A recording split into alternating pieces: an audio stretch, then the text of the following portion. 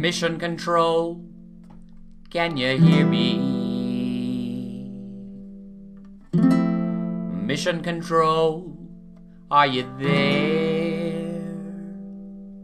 Tell me, am I coming through on the radio to you? Can you hear me? All right, you guys. Hey, it's me. It's CarrieAllen. Ooh, I'm huge today. Can anybody hear me? I wonder if Carrisk. Uh-oh. We've got no sound coming from anywhere right now. So, let's see here. Okay, so can anybody hear me? Anybody? Anybody hear me now? Can you hear me now? I don't know why this would have changed. Nope, nobody hears me. Oh, man.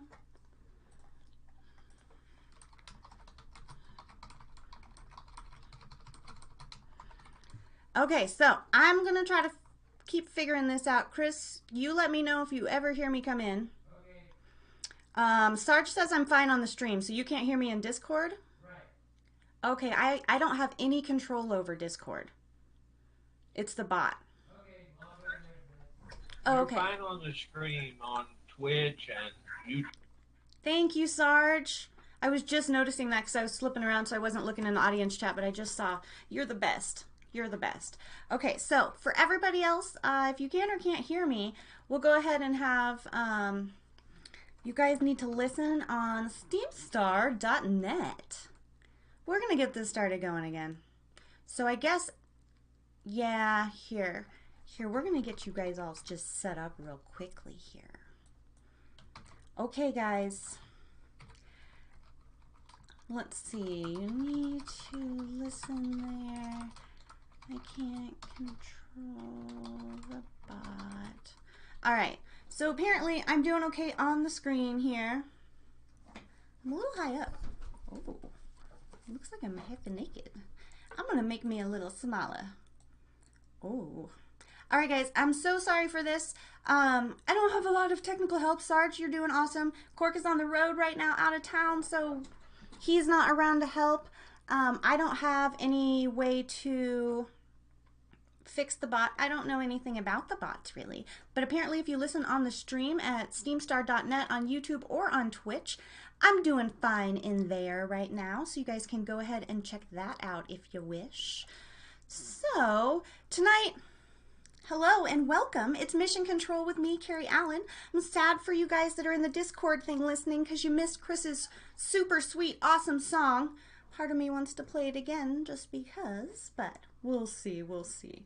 All right, so tonight, it's been a whole week. I wasn't here last week, but Cork and Little Scribe hosted the show for me while I was running a little school carnival that took it right out of me. It was super fun, though. All right, there we go. The SteamStar Usher came in. He's like magic. Oh, somebody else must have joined, that's why. All right, so tonight's show, we're getting right back on track. I've had some more technical difficulties again this morning. We were trying to get our musical featured musician Lily in, and for some reason we can't get her mic to work. We might try that up again a little later. If someone pops in that's super good at stuff and things, we might ask them how to do it too. So yeah, tonight on Mission Control Monday, we are going to cover several things. First off, our featured musician, I would like to say, is Lily Wilton. She is here in the audience tonight. I've got some posts that I'm going to share of hers, plus I think like 4 songs if I can get those in also. She is brand new to Steam It, like super brand new. The newest of the brandest of the news. So go give her some love. She's super awesome. We'll get to hear at least her songs later if we don't get her microphone working. Otherwise, we might have a little interview with her later. We'll see how that goes. We're also going to do episode 4 of Space Carrie. Now, this is the same episode that aired originally 2 weeks ago. We're going to play catch up this week. A lot of people were out of town this weekend. I mean, my actors, I guess. So I wasn't able to get everybody's voice snippets back to me so that I could get the new episode ready for this week, but I think it's better that we start with episode 4, get a refresher, find out where Space Carrie and Captain Cork are at, before we go into next week, and then it'll get going really good. Oh, yay. Chris says that now sound's coming in on Discord for anybody else that's doing that. Cork! Oh, I told you to stop, but I love you so much. Please be careful, my dear. He's coming home from super wonderful, awesome Tennessee meetup, which I honestly haven't heard much about because I've been a little immersed in this stuff. Oh my gosh, Cork, thank you.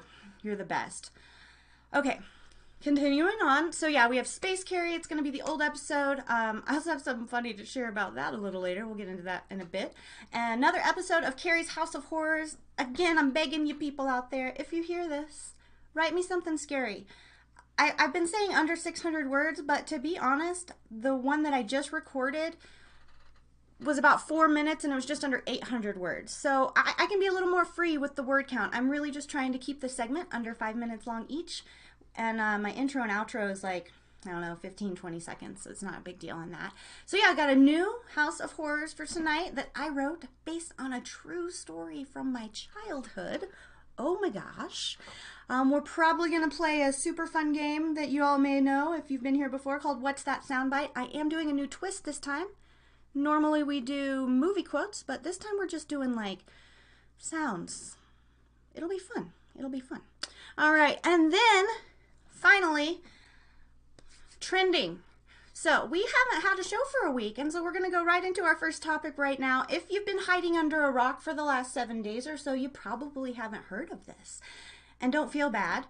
It just happened to pop out on me. I think it's okay. I've got some mixed feelings on this. Just some mixed feelings. So what we're talking about today in trending is Yanni and Laurel, but let me find this. So you guys are like, okay, I guess it's Yanni versus Laurel. So I need to get my little thingamaboober jigger ready up here. Okay, so this happened about a week ago. It was a word. And I'm going to switch over into my browser. Hey guys, switch. Okay, yeah, I'm using a Fox News clip, and this is very specific because Greg got the cutest little clip of these twin little boys. I'm going to say under 3. And they played the clip for the little boys, the Yanni and Laurel clip. And I'm just going to go ahead and play that for you. And before I explain any more of this, just in case some of you haven't heard Yanni and Laurel yet, you guys can figure out which one you hear. So they play this clip, and it is, do you hear Yanni? Or I guess Yanni or Laurel when the clip is played. So let's see here. I am going to stop it and then I'll explain, but this clip makes me laugh hysterically. I hope this does not blare you out. Let's see here. All right. That ripped a hole in the universe. Laurel. Laurel. Laurel. Laurel. So, what's it? All right. So before I play the little kid clip, think about that. Did you hear Yanni? Or did you hear Laurel? Or did you hear a little bit of both? We're going to explain. I've got different explanations for why these things are, which kind of crack me up a little bit. So there's that. So yeah, it looks like... Yeah, it looks like we're still doing good. Okay, Lily hears Wilton, or Lily hears Laurel. I hear Yanni. I totally hear Yanni. Oh, you guys, my head is exploding now. I just made an assumption. Yeah, me and Chris both are Yannis. And Little Scribe, who is one of the actors in Space Carrie, and she also has her own show on Steam Star Network, Dear Little Scribe, she hears, she heard Yanni first, and then she heard Laurel a little bit underneath. And I kid you not, on her show, when I heard her do this, I heard Yemi. Like, definitely an M is what I thought I heard in the first place. And then she played it again, and I thought, because I was opening 2 browsers, that Laura was playing underneath, but it wasn't. I actually, for a split second, heard both at the same time. But now, every time it's played, I always hear Yanni. So, I don't know. Yeah, Laurel, okay, so yeah, I was like, I'll explain the reasonings. I'll explain the reasonings in a second of why it is. It's super interesting to me. The reason that Gutfield, Greg is covering this on Fox News, it's kind of a big deal too. Like, this is a messed up thing about us, and it's kind of like a, I don't know what my brain says example, but that's not a very good word for this. It's a good thing of where we are right now in life. Like one clip can play and 50% of the people hear one thing and 50% of the people hear the exact opposite. And that is like, that's a huge problem. I normally don't talk politics, and I'm not really going to talk politics. I just thought this was interesting and kind of like a weird thing and stuff about all of this stuff. So let's see what these little twins hear. Let's see what happens. Was it Yanny or Laurel? We asked the experts. We're gonna do the Laurel and Yanny debate with these cute 3-year-old twins. What's your name? Boston. Okay. All right. So we're gonna press play and see who hears what. Laurel. Yanny. Yanny. Laurel. Yanny. No, it's Laurel.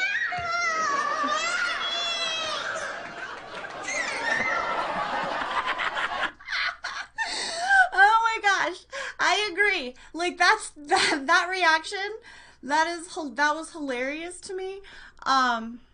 So yeah, so you heard Yanny there.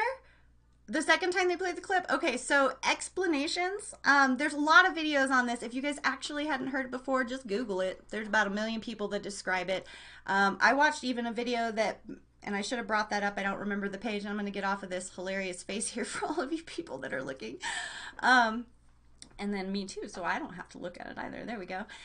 So somebody put this clip together, and they put the two words on top of each other, and basically our brains and our ears hear different things. So there are certain vowel sounds and consonant sounds that we hear, and we like put in little boxes to make it easier for our brain. It's like a survival kind of thing, like so that it's not as hard to discern new surroundings and things. We just take what we remember and put it there. So Yanny is the yeah, and it's like this higher sound, and Laurel is more like a laurel, not like really low, but like a lower sound. Well, on top of those two things being different and like having our ears having to hear those differently, the clip itself has been altered where they put in slightly more lower sounds and slightly more higher sounds to alter it. And then there's also another thing where if you have just horrible headphones, you're going to hear Laurel. And if you have really good headphones or speakers, you're going to hear Yanny, because they're going to have better quality and be able to pull up those higher sounds. So the very first video I watched, which is hilarious to me, that explained why this was, said that the people who hear Yanny were smarter than the people who hear Laurel. And since I hear Yanny, I'm going to go ahead and believe that that's the true one. Has nothing to do with anything else. I'm just smarter because I hear higher pitched words. Oh, Cork says the origin of the recording was traced. I didn't know that. I've like read like so many things and watched so many videos about it, and like more stuff is coming up new and new and new and new. And I've seen quite a bit of stuff on it, and I just thought it was insane. Yeah, is it both? So it has something to do with me being super smart. I really like that idea. That idea makes me very happy. Very pleased. Okay, guys. So originally, unfortunately, because I do more research, originally I was going to share the Yanny and Laurel thing and only tell you that you were stupid if you heard Laurel, because that was the original thing that I found. But I always back up my source and then find another source to back that up and then try to find the opposite thing to see what the opposite thing is happening so that I can, you know, get an actual opinion on it. You know, people don't really do that nowadays, but I do it. I do it. Oh, that's cool. It came out of, yeah, it was just like, I thought it was messing with people. Originally, I don't know if it was original. I saw it on Twitter because it was trending on Twitter. Somebody had shared it with the clip, and it was one of the quizzes on Twitter that said, do you hear which one? And it was like, yeah, so that's where I actually saw it originally and then looked it up. But that's really cool. I really like it. Okay, so that's what I got for trending today, because I'd like to do a little bit of something. I probably, if I can ever hold back, won't go horribly political. The only thing I'm going to say about this is our current climate right now is you can play one clip for 10 people, and 5 of those people are going to hear one thing, and 5 of those people are going to hear another. And it's just, I think, a fact of life right now. It's weird. But I think we'll come back together and get a little better at things. So up next, as I've already mentioned before, our featured musician is Lily Wilton. Now the first thing I'm going to do, because I just want, you can't even give this any love, so maybe I'll do, no, I'm sticking to my guns here. I'm sticking to them. So Lily is brand new here. The post that I just put up there, it is old. It's not that old because, like I said, she is super, super new. But I want you to go read this Introduce Yourself post. You will love it. You will love Lily. You will want to be her friend before she becomes famous, so that when she does become famous, you're one of the people that she remembers. Yeah. Yep, that's right. That's right. Okay, so Lily is super great. The first song that I heard of hers was the first song that I'm going to play. I was like, why does it say that? My notes are weird. Dude, Lily, I love you. And Cork is the one that, Sir Cork right there that you see in chat that says hi. He runs this here network. He is driving, unsafely texting and talking to us and listening right now. And coming back home because he's been on the Tennessee meetup with a bunch of cool, wonderful, I try not to say super naughty words, Steamians, but I almost did. So first up, what you guys, the first song I heard of Lily was a cover. I am going to play it. If Zombie gets mad and demonetizes this video on YouTube, that's fine. It's so originally done that I don't think that they would do that, but I'm not 100% sure. She uses a looper. It is amazing. It made me, no joke, it made me download a looper thingy machine. It's so complicated on my computer because I don't have a pedal, and I was like, I'll try this first. I have microphones and things. But yeah, it's very complicated, but Lily, I'm going to try for you. I'm going to try to do it. Okay, so this is the first song, also not upvotable. I'm going to be giving you some upvotes. So that is the Zombie cover. Explains what she does, I think, in there a little bit. She uses, it's what? Oh, the Cranberries. That's my brain. Husband's in the other room helping me, like hollering when my brain doesn't work. And that's nice of him. Okay, so we're going to go ahead and we're going to listen to Lily Wilton.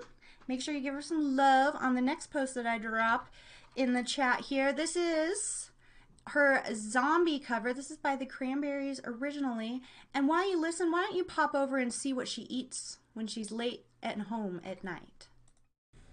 Hello, my name is Lily Wilton, and this is my entry for Steam It Open Mic Week 83.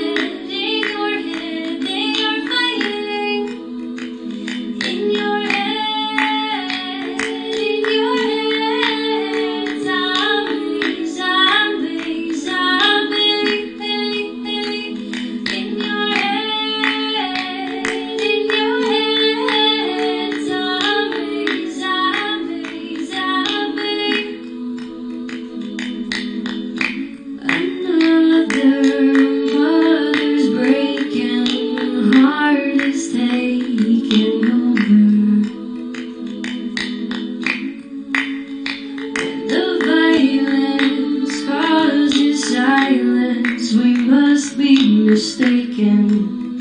It's the same old thing since 1916. In your head, there's no fighting with their tanks and their bombs and their bombs and their guns. In your head, they are dying. In your head, zombie, zombie, zombie. In your head, zombie, zombie, zombie.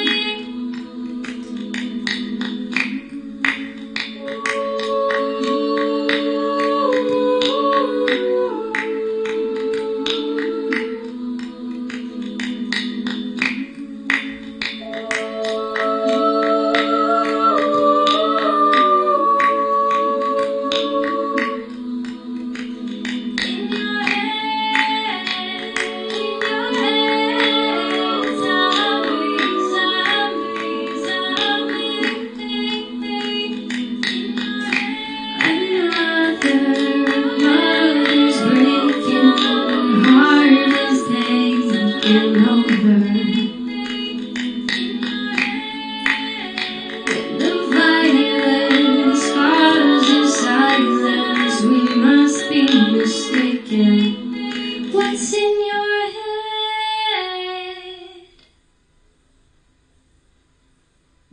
Thank you. Aw, she's so darn cute at the end. I love it so much. I love it so much. All right, you guys, you are listening to Mission Control with me, Carrie Allen, on the Steam Star Network, and you just heard a brand new Steamian musician. That is Lily Wilton. She was doing a Zombies cover by the Cranberries. All her, all Looper, all Lily, all the time. Thank you so very much, Lily, for coming on today. We were going to have her come on and talk, and, as technical difficulties in my life are always constant, we had trouble, and we can't get her voice to talk thingy to work. But I promised to have her on later, because I had a whole slew of weird questions to ask her, so that we could get to know the real Lily. And we will. We've got 3 other songs tonight that we're going to play by her, so stay tuned.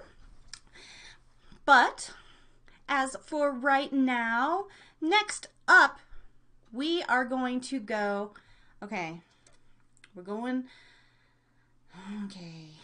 gotta think about this. I gotta think about it. Yeah. Okay, so I am going to go ahead and we're going to do House of Horrors next. Again, I beg you, if you're a writer of any kind, I need some short little things. I did not actually make a post for this yet so that I could drop the post with the words in it. I'll do that tomorrow. That way I have the audio and I can put the script.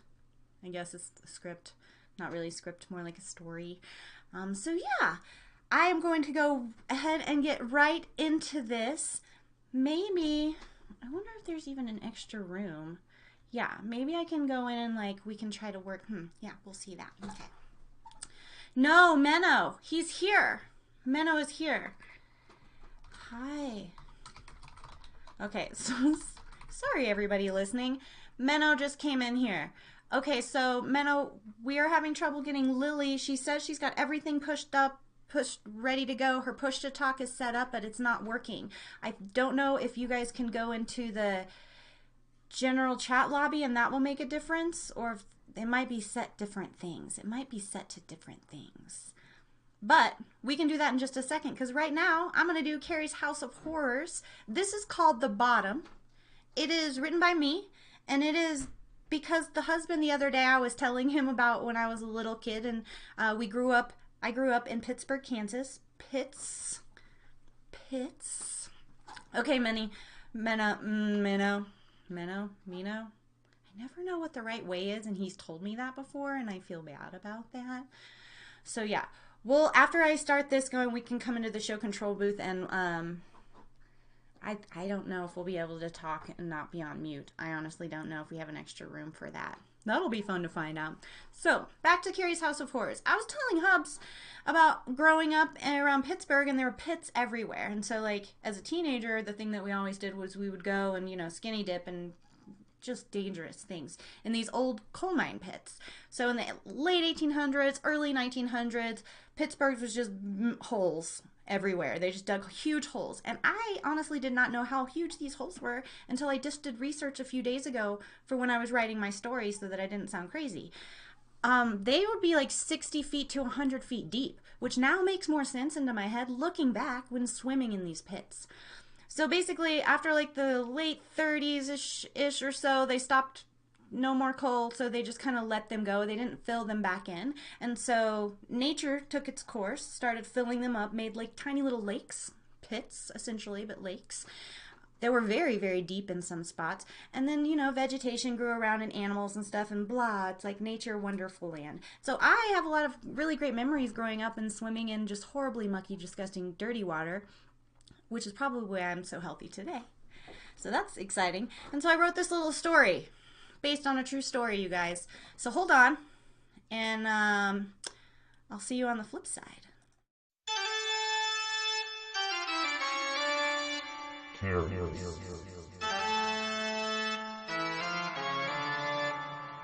House of Horrors.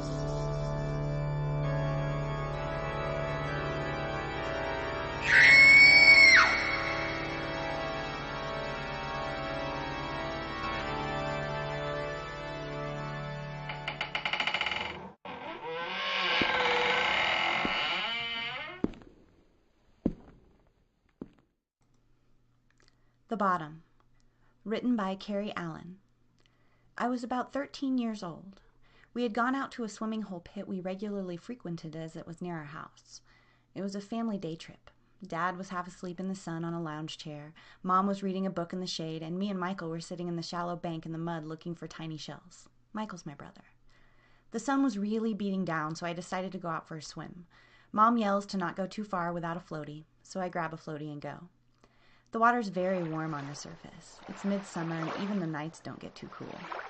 I'm leisurely floating in my tube, letting my feet dangle in the warm, all-encompassing water, when I hit a very cold spot. First, it's just on my feet, but as I float further, the cold surrounds me. Instantly, I get a feeling of dread. I'm pretty far out now, but I know I can still swim back. I quickly float out of the cold spot and into the warmer area. I lean over my inner tube and look down into the murky water. I can see a few fish and sticks floating, but no bottom. I propel myself closer to the shore, watching through the water. There it is! I think I can see it. The bottom. I grab hold of the sides of the inner tube and prepare to plunge myself down.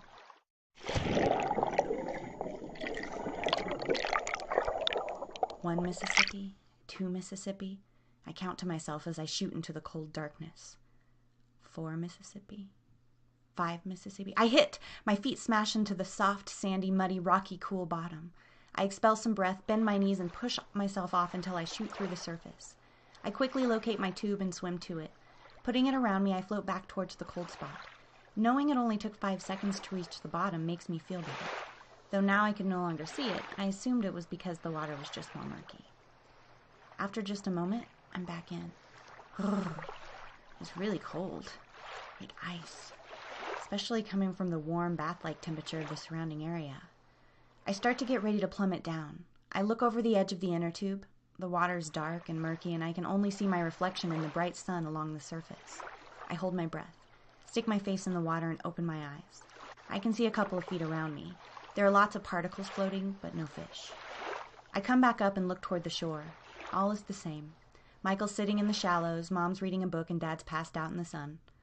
I'm getting pretty cold and decide it's now or never. Grabbing each side of the inner tube, I get ready to propel myself down into the icy depths. I count down. 5, 4, 3, 2.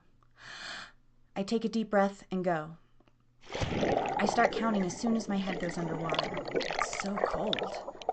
5 Mississippi, 6 Mississippi, 7 Mississippi. Still going down. Feels like it's getting colder every second. 11 Mississippi, 12 Mississippi. It's gotta be close. Plus, I'm losing momentum now, and I'm gonna have to turn around and come back. 16 Mississippi. I let out a scream. I hit something. My foot smushes into something flesh-like. It moved. Oh my God, it's big. I start swimming toward the surface. I open my eyes, but the water is dark and muddy and something is stirring it up more. I can feel that something in the water with me getting closer. I'm swimming as fast as I can upward, but I've swallowed some water and suddenly something large and snake-like brushes my leg. I scream and swallow more water. I'm now hypersensitive to everything in the pit. All fish and twigs and bugs and leaves that touch me as I climb to reach the surface unsettle me more and more. Finally. Air. I look around. My inner tube is about 10 feet away on the other side of the cold spot. I decide to leave it and swim to shore. My mom is yelling something about the inner tube, which I have no intention of going back for. Still terrified and out of breath, I practically run out of the water. My mom asked what happened. I began to tell her as we watched the inner tube suddenly pop and sink into the pit.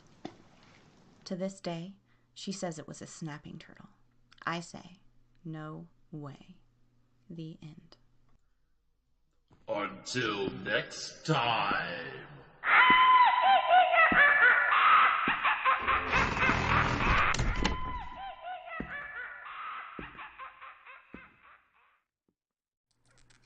All right, guys, welcome back. You just heard Carrie's House of Horrors. That was The Bottom, written by me, CarrieAllen, here on Mission Control Mondays with Carrie. Wait, on the Steve Star Network. All right, you guys. There were a lot of snapping turtles in my mom's defense on that thing, and it's even possible that a snapping turtle popped the balloon thing, but whatever. So, yeah, I don't like the ocean. As a kid, I was totally cool with pits because I knew there was a bottom, but the ocean I'm not a huge fan of. Like, we went on a cruise. How many? I don't even remember. Chris and I went on a cruise some years back, and just looking over into the ocean, all I could think about is like the potential monsters that are down there. Like, whoa.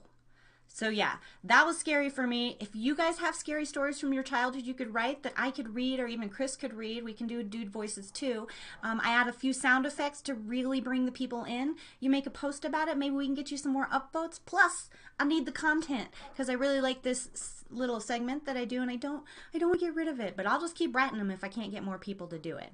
So, all right. Oh my gosh, yeah, that's like what it could have been from the never-ending story over there in the chat. Oh yes, I'm glad that you guys all feel me on the terrifyingness of the ocean. I live in the mountains. I live at 8,000 feet in the mountains. Even if the oceans decided to come really far up, I would still live in the mountains. Even if everything else is underwater. Safe. I'm safe. And, you know, earthquakes and stuff can't really happen here because we live in the baby mountains. So they're kind of new and really hard and rocky. So, win again. I'm a winner. All right, you guys. So, I heard that while we were doing a little bit of Carrie's House of Horrors that Menno, he's so wonderful. He helped Lily figure everything out. And so we're going to pull her in. And we're going to see if we actually can get her to talk to me. Can I do this? Did I pull you in here? Oh, where'd you go? There you go. Move to...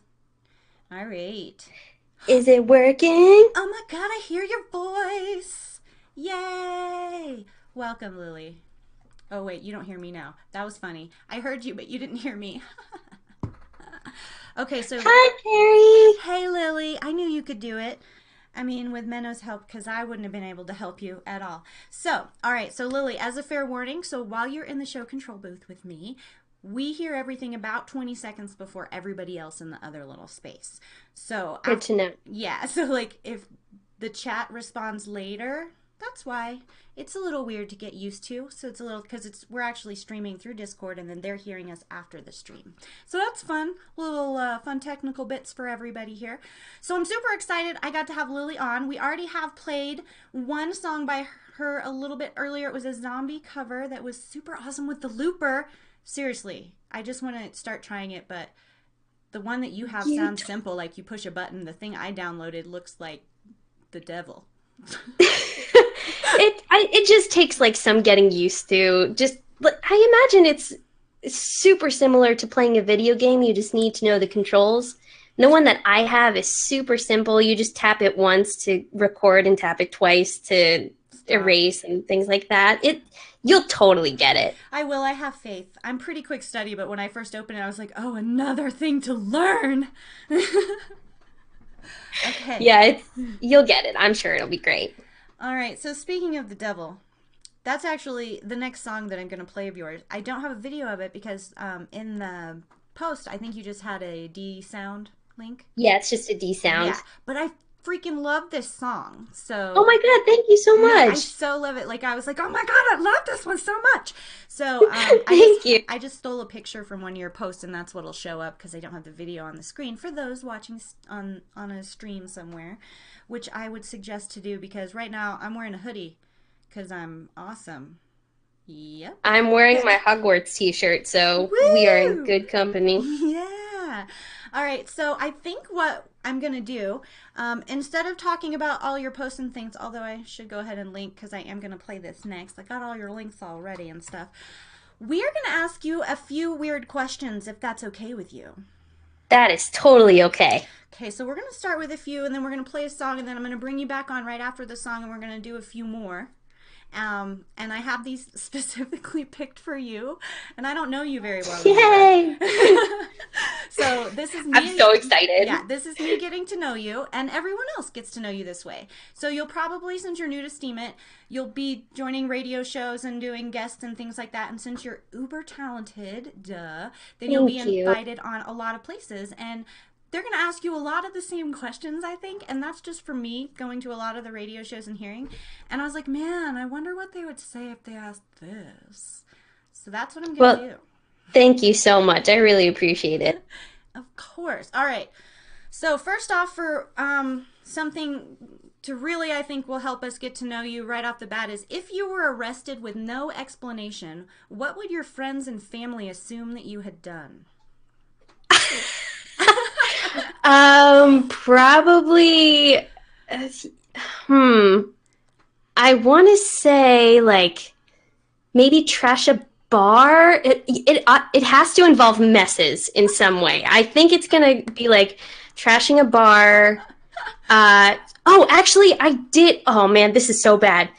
When I was in college, I was studying abroad, and I just fell asleep in the closet of a club one day. Oh no, you didn't. Like, oh my god, it was so bad. And I just found this closet and fell asleep. And then the owners found me the next day, and they were like, "Where are your friends? Girl, where did they go?" I think you maybe need to calm down on the drinking a little bit. It's really not that bad. I know it's just that one story.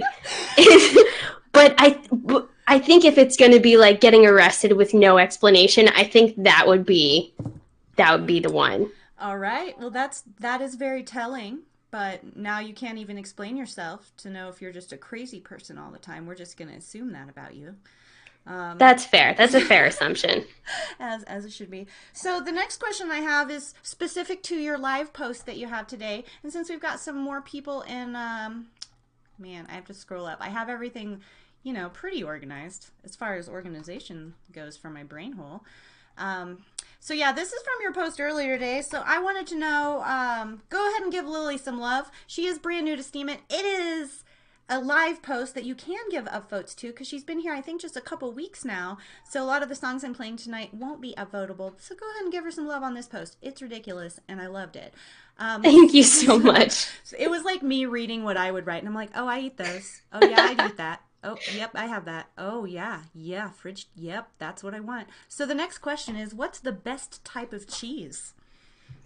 Oh, man. I'm a fan of Manchego and harder cheeses.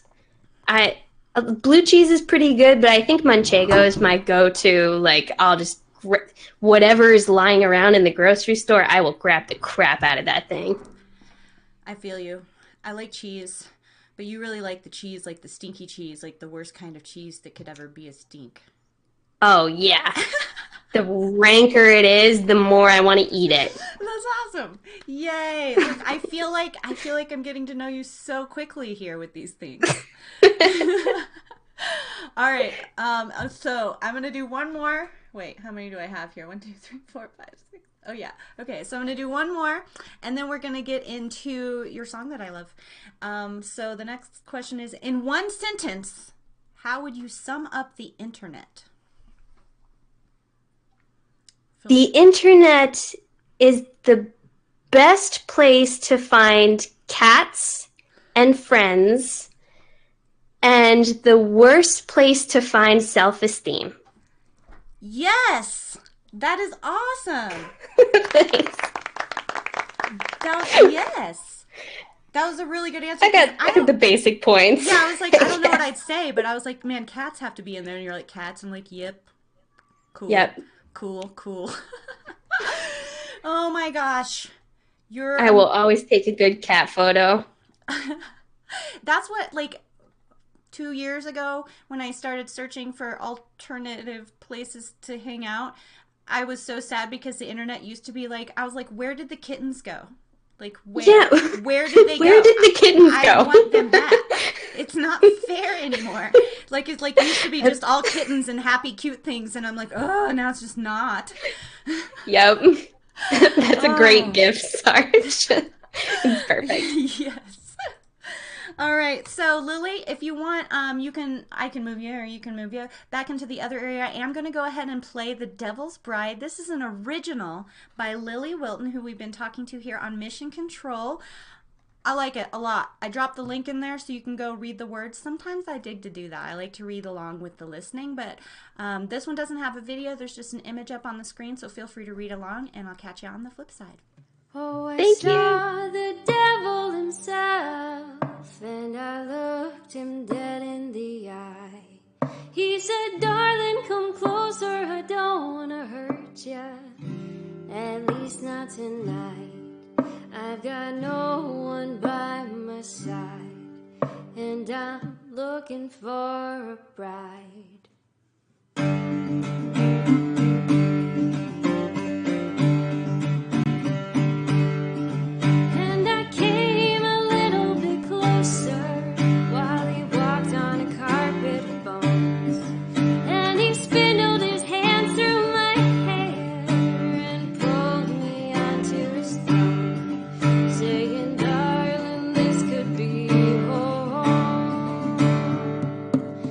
Here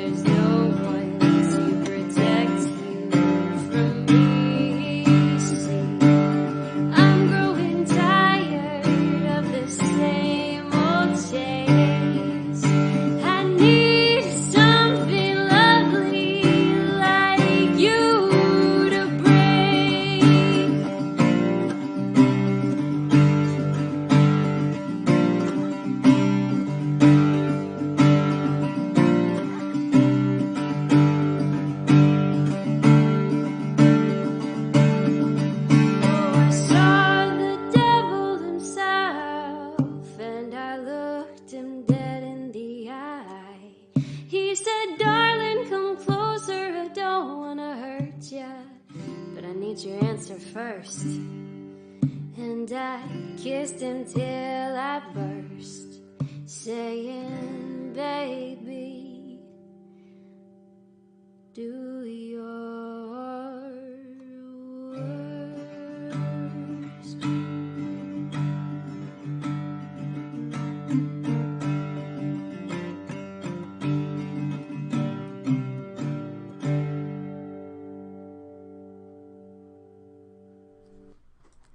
All right, you guys, that was another song by Lily Wilton. That was The Devil's Bride. You are listening to Mission Control on the Steam Star Network, and I'm Carrie Allen. All right, I'm going to grab Lily real quick, bring her back into my land. Let's see here. Wait. Oh, I'm not very fast at all this stuff there. There she is. And I'm grabbed. Grabbed. But she totally wanted it, so it's cool. It's totally cool. I definitely consented to grabbing. Totally cool. Lily, I love Carrie, you. Thank you so much. So I've got 2 more of your songs to play, and honestly, I looked, I'm like, oh, I love that one too. So it's hilarious. Thank to you me. so much. It's not faked enthusiasm. In fact, although I'm an excellent actress, I'm not good at faking enthusiasm. Thank you so much. And thank you so much for having me here. This is awesome. It really means a lot. So thank you. You are so very welcome.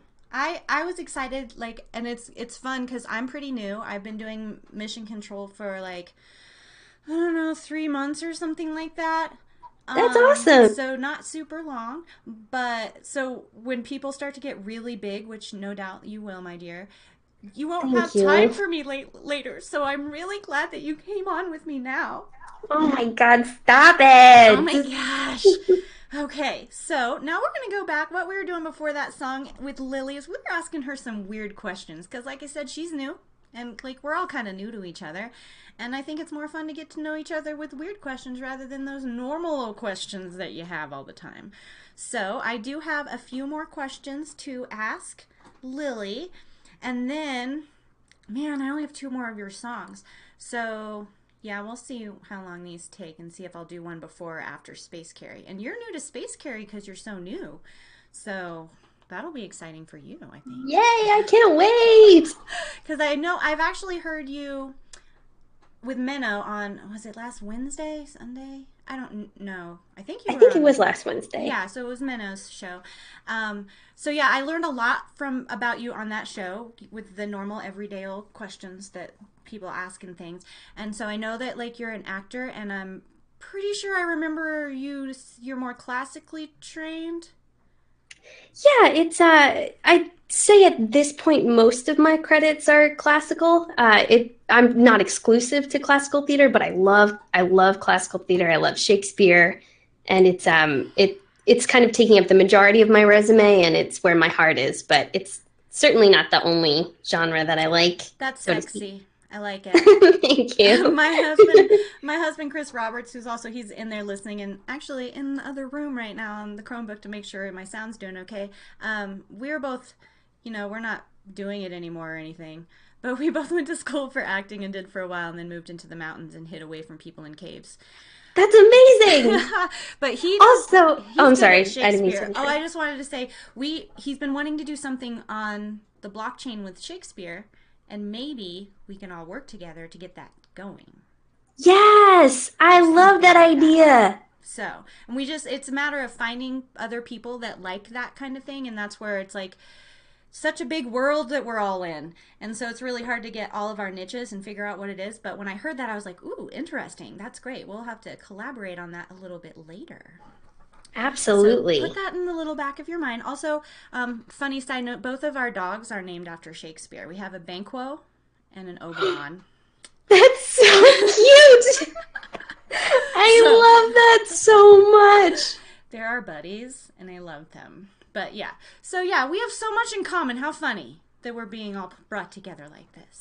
I love it. Also, I loved the song that you guys did together. I think it was on the ukulele. It was amazing and so freaking cute. Oh my God, so good. that was Chris. He, although Steam It made us do it, I'd say Chris really hadn't ever written songs, and we were doing open mic and not really doing originals. Like, mostly I would do covers because I'm not super wonderful. I've always been musical, but never really, I'm good at everything and not really awesome at one thing because I just have my fingers in so many things.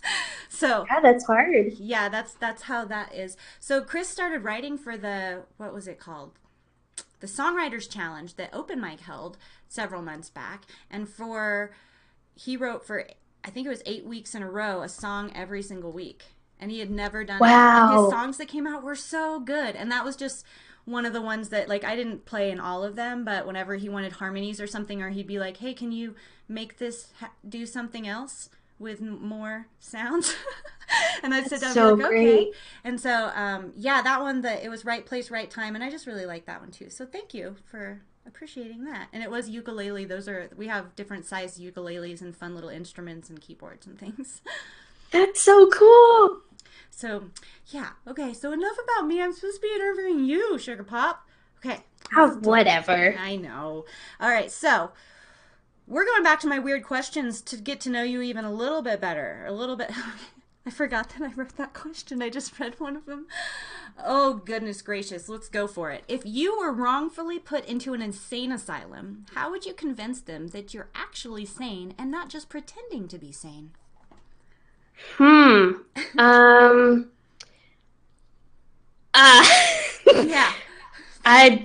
Honestly, I'd probably like find one person of importance who could like help me make my case and make them like shamelessly make them fall in love with me. So I had like another person to be like, yeah, listen to this person. Like we're ready to go. We're going to like Harley Quinn and Joker my way out of this place. Like, listen, I think I'd go with that plan. That's awesome. I'm 5 feet tall. I don't have very many qualities that I could like brute force my way out of here. So I'd have to go like straight charisma on this one. Right. And I always generally would play that card too. I'd be like, I would just try to win somebody over until it's a good card. It's a good card to play. Yeah, I was like, I can be super nice. Let's be friends. Exactly. Oh, we've got Cork being offered up. Cork, you're driving too fast on the highway right now. You need to be safe. Don't text and drive. God, I know. A little crazy person. All right, so next question. That was a good answer. That's helpful for anybody in case of emergencies. If you get locked up, make friends. Be sexy. It'll work. Yep. It'll work every single time. All right. This one's a little weird and may not explain. Well, yeah, it kind of does. So what is the weirdest thing you have seen in someone else's home? Hang around. A lot of weird people, which is why this question is really hard. I was like, it could be really hard or really easy, depending on your company. I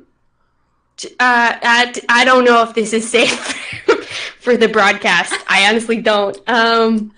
Okay, let's see. You can do it. We'll say it's okay. Our 13-year-old comes on Friday nights, and I don't think she's in right now.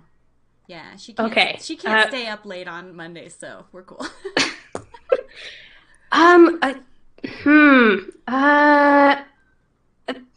Well, one of my friends does. One of my friends is a pornographer and has like a whole slew of collections and stuff. But I think the thing that stuck out was this beautiful painting that was super sexy, but also had tons of really cool colors and swirls all around it. And I remember out of everything in this guy's home, I was like, I really love this painting. This painting is beautiful. So I guess I'm gonna go with that one. Okay, that's cool. That is, that's weird. It could have been anything and safer at other points. So, I was trying to think of something, but I am also in the same boat as you. It's like, oh my gosh, as soon as you said weird things in other people's houses, I'm like, everything? All so many things. Okay, so we've got, I wrote down the questions and then of course I asked them in not the same order as I originally thought because I like to not follow my own rules sometimes, as it would be. So, yeah. Okay, so here's a good one. What is the most ridiculous fact you know? Oh man. I have no idea if this is real or not, but I remember in 8th grade, and I hope that this is real. I remember in 8th grade, my history teacher telling us the story about how barbarians got their name. It's because I think the Greeks or whoever they were fighting thought that this whole time they were just saying bar bar bar bar bar bar. And I have no idea if that's true, but I hope it is because it's my favorite non-fact fact of history ever. Well, so now I'm going to remember that forever as truth. And generally, I would look things up to try to prove it, but I, like you, would like to believe that this is true and am not going to research it further. Exactly, that was my take too. Yeah, I'm like, some things, I like this answer, so I win. Oh, okay. Awesome. And I've got one more question for you. You can be as creative as you want on this one. What mythical creature would improve the world the most if it existed? Oh, a unicorn. Without a doubt. 1,000% unicorn. What could a unicorn do? What would it do? Because that's what I would have answered too, but then I asked myself, I was like, well, be a unicorn, duh. And then I'm like, but wait. What does it do? I feel like just the pretty. unicorn is kind of this big universal healing creature. Like, I feel like unicorns could just magically heal people. Yeah, but you're right. Now that you bring that up, like, I want to pick something that's going to, like, benefit the world as a whole. Like, but from that standpoint, still, unicorns could, like, that's what I would have, my backup would have been, like, just the fact that they existed would make everything better. So true. Bam. Unicorns. I'm loving the comments, too. Thinking of that enemies and this little pug. Yes. It's already making the world a better place. See, I love it. I love it. And if you were interested, I don't know, a few months ago I did a video post thing on if unicorns are real or not. Totally. They're totally real. Totally. 1,000% real. What I did I did the real research. I have the facts. So, yeah, if you're interested, I got backing up. But, you know, some people are going to say they're not. I'd love to. And that's, you know, that's fine. They don't have to believe it. Just like I now know why barbarians are called barbarians. And I don't need any more proof than that. That might not be real for the folks at home. Ooh, that old movie in Tom Cruise. Wasn't it called Unicorn? Wait, no. Come on. I don't know. What? The old Legend. There it is. Got it. That movie is awesome. If you've never seen it, Lily, go look it up. It's called Legend. And who is the devil in it? Oh my God, the devil in it. The devil, like, seriously, I'm just going to say, fire, fire, burning higher. Like, as a child, that terrified me so much. You should go watch Legend with Tom Cruise. It's amazing. It's kind of scary. Tim Curry, that's who I thought. I was like, who is it? So Tim Curry played the devil. So yeah. Oh, I love Tim Curry. Yeah, you'll love this. His costume is insane. It doesn't look like him because he is costumed up out of control. Okay. One of my friends has this amazing line that, as an actor, you'll appreciate it. And it's like, you know, the bigger your costume is, the less you have to act. And it's brilliant. Dude, that's kind of true.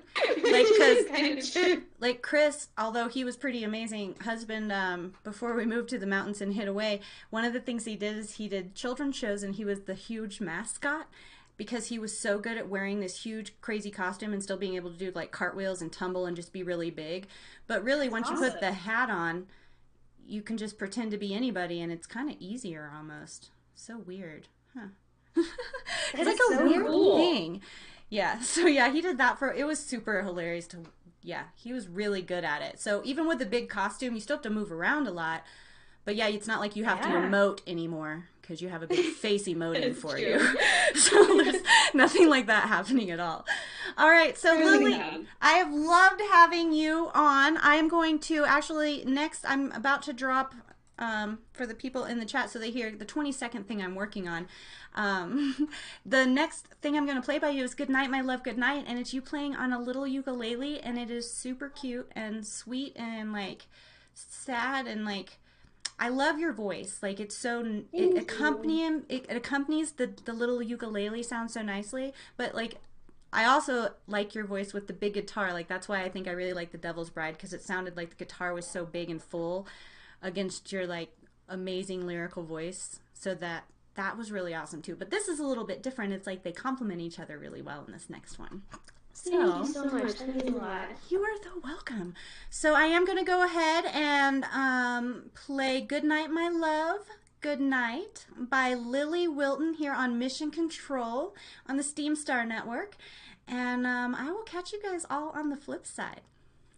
Thank you so much for having me. Open Mic Week 85. My name is Lily Wilton, and this is a ukulele lullaby called Good Night, My Love, Good Night, and I hope you like it. Thank you so much for watching and listening.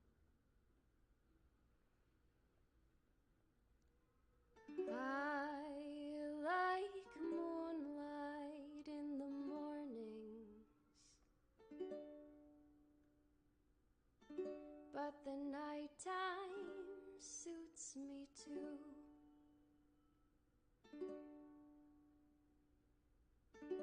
But you said mornings are just for sunshine. And since that day, I lost my way to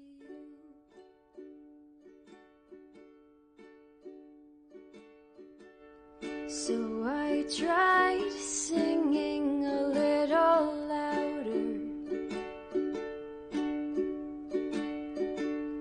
a ballad for the morning moon to hear.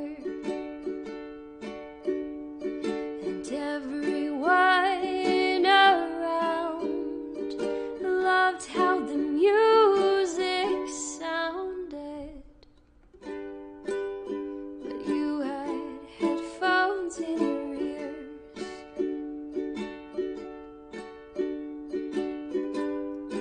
Take the time you need. Take the blanket that you like, but there's a spot in the bed in case you change your mind. Good night, my love. Good night.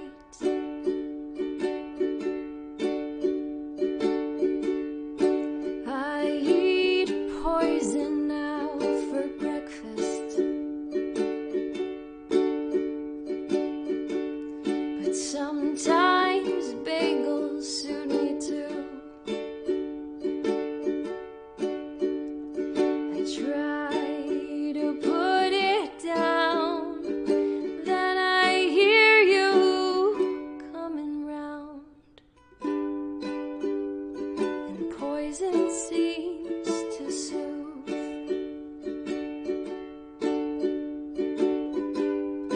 Take the time you need. Take the blanket that you like, but there's a spot in the bed in case you change your mind. But there's a spot in the bed in case you change your mind.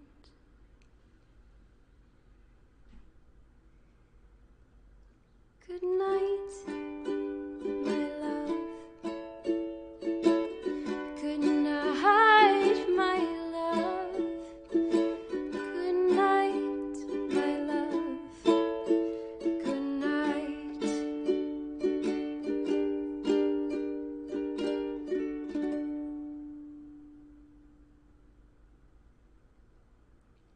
Thank you.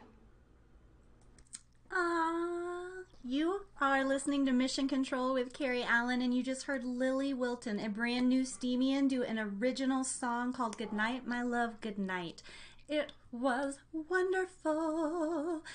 Oh, I loved it so much. Thanks again, Lily, for joining us and doing some weird questions with me so we could get to know you. I do have one more song by Lily that we're going to play later in our second hour of the show. We just passed the first hour of our show. It's about 5 minutes past the hour here on the Steam Star Network.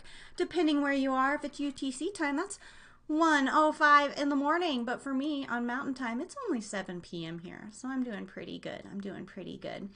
So up next, you guys, we're going to play a little game, and then we're going to do some Space Carrie.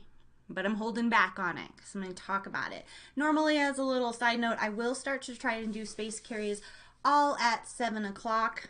But I'm feeling a little crazy today, so we're going to do something different. So we're going to go into What's That Soundbite? Now, normally, if you've been here a couple of weeks, I play sound bites from movies, little short things that are less than 30 seconds long. I try to do a little bit shorter than that even. And then you, in the chat, in the Discordy chat, you type really fast. You don't have to spell things correctly. And you tell me what movie that came from. But today, it's a little bit different. Now, these sound effects are sound effects that most people should recognize. They're going to be sound effects from like old TV shows, game shows, logos, brands, things like that. I don't have, like, I don't know how many I'm going to do. But so yeah, I'm going to play a sound bite. I'm going to say, what's that sound bite? I'm going to play it. And then you guys in chat, you type what you think it is. First person that gets it correct is the wiener. And we all want to be wieners. So we got to get this going. Thank you, Katrina. Have a wonderful night. I'm glad that you got to stay for Lily. That was great. Bye, Katrina. Kiss the children on the foreheads for me. You're the best. All right. Yep, we're all about to be wieners here. Okay, you guys. So if we're watching on SteamStar.net, you can see I've got a cute little label-y thingy up here. What's that? Sound bite. Trying something a little new. So I hope that you can hear these. Let me make sure. Yep, my desktop audio is back up in all the places it should be. So we're going to play it. Here it goes, guys. What's that soundbite?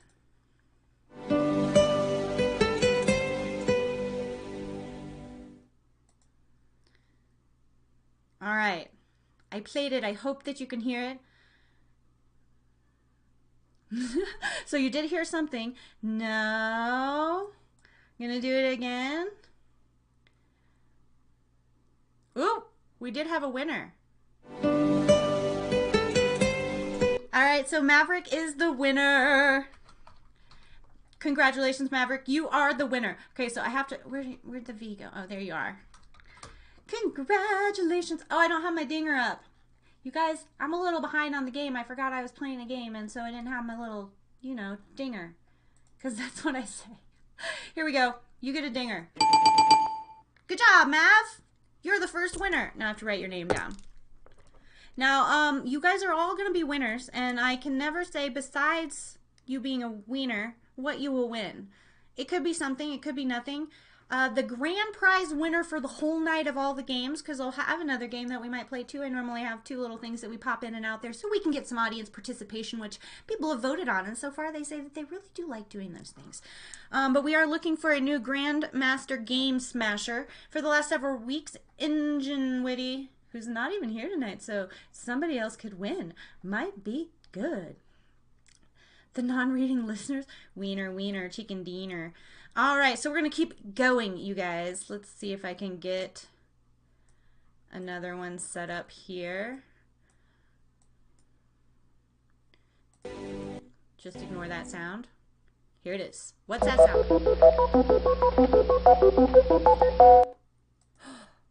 Someone's gonna know this one.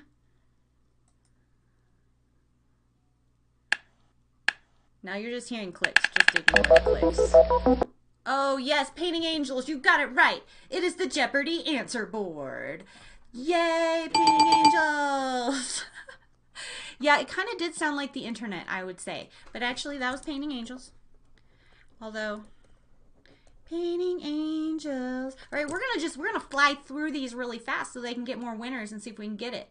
So, Doctor Who. You know who Doctor Who is? I love it. Sometimes I'm sad because people don't know who Doctor Who is. Okay, guys. We're ready for the next sound.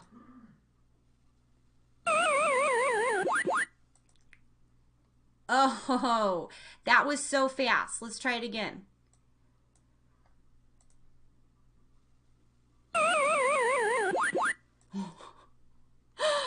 No.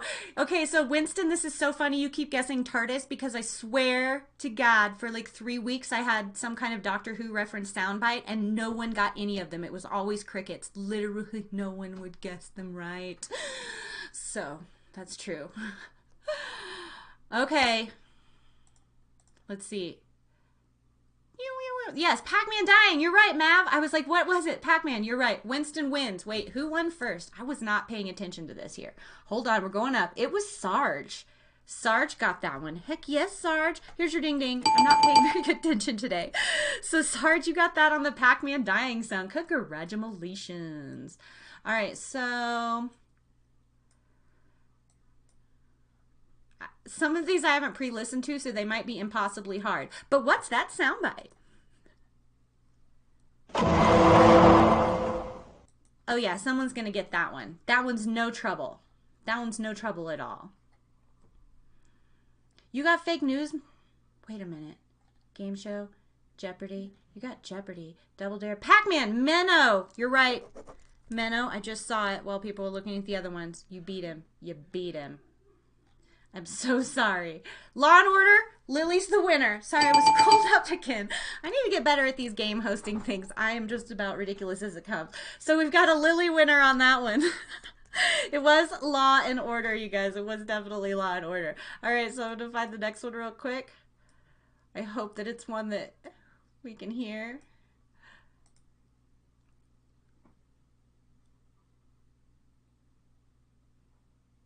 Oh, I forgot to turn the sound on. That's hilarious to me. Nanner, nanner, nanner. I couldn't even hear it. I'm a winner. Okay, guys, what's that soundbite?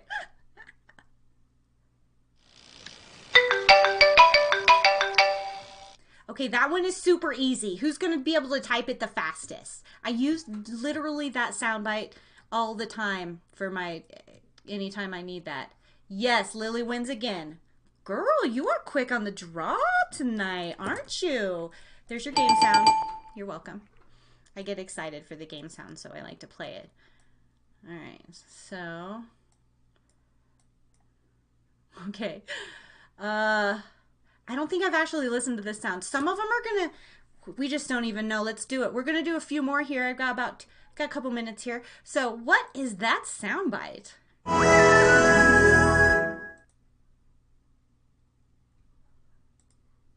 Man, my brain farted. Even I can't answer that one right now. What's wrong with me?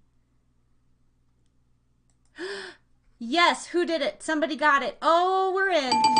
Painting Angels. You're right. That was Disney. That was Disney all the way. Man, it's like you recognize it, and then I'm all like, what is that? I'm not even sure what it is. Okay, so Painting Angels and Lily, you guys are neck and neck with 2 each. Which one's going to be the Grandmaster Game Smasher for the night? Yes, when you wish upon a star, that's the thing. Okay, that sound looks crazy. I'm like looking at these. I just don't even know. Here we go. What's that soundbite?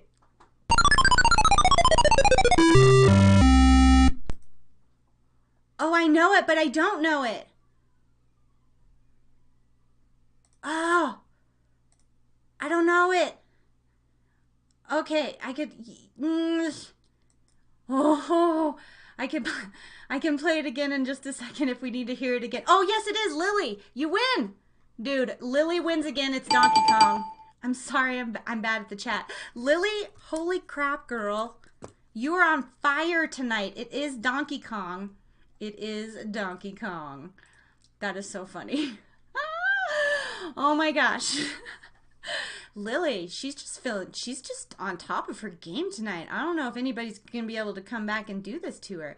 All right, so we've got another sound. What is that soundbite?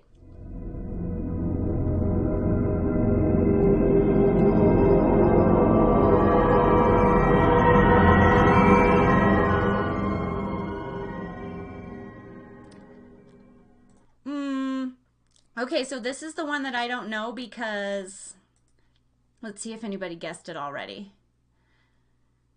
See, I would have guessed TARDIS on that too. This one was okay, so this one I'm gonna just say no one has to get this one right. I'm gonna get yes, Winston, you win, it's Lost. You got it. Like, I didn't recognize it, and I totally did watch like the first 4 episodes or something, but I did not notice at all that that's what it was when I heard it. Like, I didn't know. Good job. Oh, where's your game? There you go. Winner, winner, chicken dinner. Yes. All right. We're going to do one more of these. I mean, unless it's just super hard, and then we'll do a different one. I'm real easy. All right, you guys, so this is the last one before we, put this game aside for a minute, come back a little later. What is that soundbite?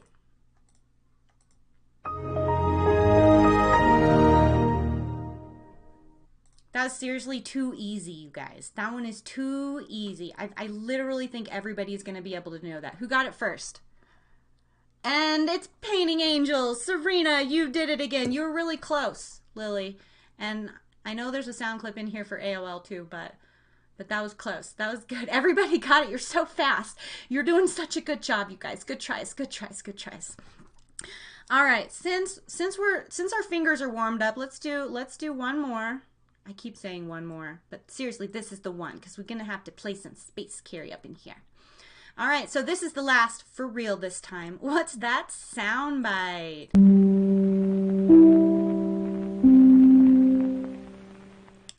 All right, you definitely know that one. Oh, crap. Sorry about that. I'm not sure exactly what just happened. Wait. Oh, oh, it's going so fast.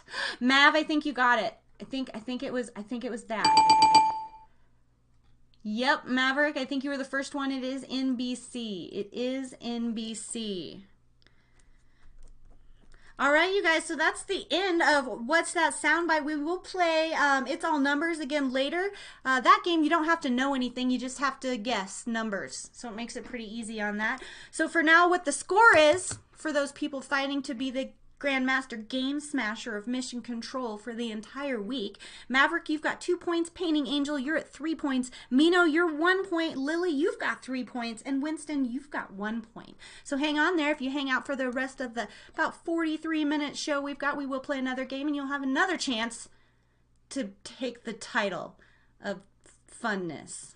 But for right now, we're going to get into Space Carrie. So each week, for those of you who are new or not new, we've been doing some old-time radio show stuff where my husband, Chris Roberts, who's in there, hey, writes scripts in an old-time radio fashion. And then I send the scripts out to actors, and then they send me back their sound bites, and I smush them all together in one sound file, and it's old-time radio with sound stuff and things. And fun note, this is episode 4 that we're about to hear.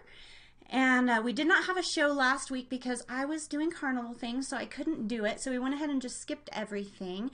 We are ready to do our episode 5, but we need to get all of our actors back so we could keep going. Side note on that, if you're interested in voice acting or something like that, just shoot me a message. Because we are, like, I have a few people on the list right now to add in, but I could always use some more when we're doing fun stuff like that, so it's super fun. So yeah, the little fun note, there are 4 episodes of Space Carrie, and the action has been happening since the beginning of Space Carrie, and even though it's been a month of us doing this all the time, I think the real time in Space Carrie that has passed has been less than like 2 hours. Like, it's all very fast, which I think is just hilarious, because I did not think about that at all, but I digress. I say that because one of my other YouTube people love to say that. So what we're going to do right now is we're going to revamp so that we can all be ready for next week, the new episode, episode 5. So right now, we're going to go into Space Carrie, episode 4, and I think, man, I don't even want to say because now my brain doesn't know where it is, so I don't want to give any huge spoilers. The narrator will tell you what's going on. It'll tell you what's going on. So I'll catch you on the flip side. Turn it up. Sit back, relax, enjoy Space Carrie, and I'll see you in about 13 minutes. And now, the Steam Star Network is proud to present Space Carrie's Adventures in Space! Space Carrie's Adventures in Space! Does your family love corn? Well, now you can have fresh and delicious corn every day with Steam Star brand Space Corn. Grown without sun, grown without water, grown without soil. But boy, are they grown. Average ear length is 3 feet. So say goodbye to those expensive corn import charges today. SteamStar brand space corn. It's better, 'cause space. SteamStar for your family. When we last left our heroes, they had narrowly avoided a lifetime of imprisonment on the massive cyborg space lair of Queen Tina Tyrannica, one of the captain's many exes. With Captain Cork's agreement to share the secrets of the SteamStar laser technology, the evil cyborg queen had allowed the party to leave, transporting them directly back to the Steam Starship. Certainly now, Space Carrie and her friends would be off to interplanetary justice to collect the bounty for her now famous defeat of the brutal space pirate Spacebeard. At least they will, should nothing else go wrong. After another bumpy ride through the mysterious matrix of teleportation, Space Carrie, Captain Cork, Henry the Robot, and Kevin the Space Minstrel find themselves on the main deck of the amazing Steam Starship. But something is not right. I'm not getting used to those teleports anytime soon. I see what you mean, Henry, about feeling like your parts are in the wrong order. Beep boop. Tell me about it. This time 2 of my wheels came out sideways, so now I can only go in circles. Beep boop. Don't worry, Henry. We'll get you right to the Robo-Garage. What the? Son of a black hole! I have boobs! Oh, grow up. You do have boobs. Hey, that's my body! Why do you have my body, Captain? Now don't panic, Space Carrie. But I'm not the only one with someone else's body here. Henry, hold up a mirror for the lady, won't you? Beep boop. Sure thing, Captain. Beep boop. What happened? I have your body. Cork! Our heads must have got switched during the transport. I know this is probably not what you want to hear right now, but it could be worse. Oh, I'm sure it could be worse. Now I've got the body of a laser-happy space tool. Why do you have so many freaking lasers anyway? Take it easy, Space Lady. You haven't taken the SteamStar training course. You could vaporize us all. Ugh, I already missed the empty space between my legs. And give me my laser sword. That might be nice, Kevin. Some relaxing music, if you would. I'm still processing what's going on here. So this is the magnificent Steam Starship. The one and only. In this ship I travel the galaxy, broadcasting the SteamStar network far and wide, wheeling, dealing, making deliveries, and fighting for truth and justice across the galaxy. It's nice. Oh, it's more than nice. This ship holds wonders the likes of which you could never imagine. I can't wait to give you the grand tour. Look, I am aching with anticipation for the tour, Captain Cork. But don't you think we should deal with the more pressing matter of the head switching? And leave those alone. They do not belong to you. But they're just right here in front of me. And so hypnotic. Hands off or I'll blast you with one of your own tiny little lasers. So, is this reversible or what? I'm mostly sure that the head switch is reversible, but please don't hate me. I don't know how to do it.